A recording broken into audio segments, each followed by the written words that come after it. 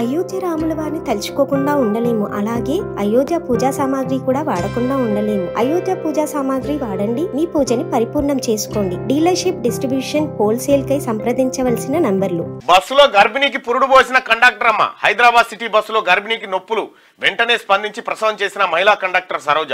పన్నంటి ఆడబిడ్డకు జన్మనిచ్చిన మహిళ, తల్లి బిడ్డ క్షేమం. ఆర్టీసీ బస్సులో టికెట్లు కొట్టే కండక్టర్ అమ్మ ఓ గర్భిణికి పురుడు పోసింది. తాను డ్యూటీ చేస్తున్న బస్సులో గర్భిణికి నొప్పులు రాగా వెంటనే స్పందించి అదే బస్సులో ఆమెకు ప్రసవం చేసింది. ఆ మహిళా కండక్టర్ సమయస్ఫూర్తికి ప్రశంసలు వెల్లువెత్తున్నాయి. ముషిరాబాద్ డిపోకు చెందిన 1Z రూట్ బస్సులో శుక్రవారం ఉదయం శ్వేతారత్నం అనే గర్భిణి అరాంఘర్లో ఎక్కారు. బహదూర్పురా వద్దకు రాగానే ఆమెకు పురిటి నొప్పులు వచ్చినట. కండక్టర్ అమ్మనే ఇక పరదలు గిరదలు అడ్డం పెట్టి బస్సులనే పురుడు పోసిందట.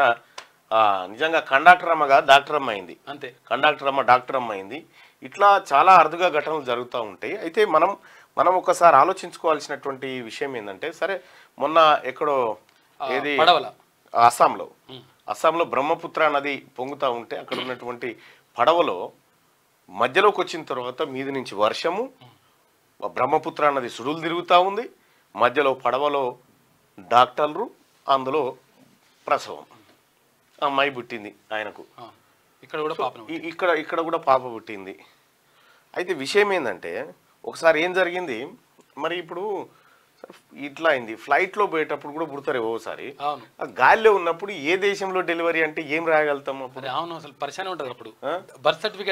ఒక విమానంలో జన్మించిన అబ్బాయికి జీవితాంతం ఫ్రీ. ఆ ఎయిర్లైన్ లో ఆఫర్ కూడా ఇచ్చారు. సో ఇప్పుడు కూడా ఆర్టీసీ బస్సులో అమ్మాయికి ఎట్లా, అమ్మాయిలకు అందరికి ఫ్రీ ఉంది కానీ జీవితాంతం ఇచ్చేయాలిగా. సజ్జనార్ గారు, మరి మీ సిబ్బంది చేసినటువంటి ఒక మంచి కార్యక్రమానికి మీకు కృతజ్ఞతలు. అలాగే ఆ మహిళా కండక్టర్ ఎవరైతే ఉన్నారో ఆమెని మంచిగా సత్కరించాల్సినటువంటి అవసరం ఉంది.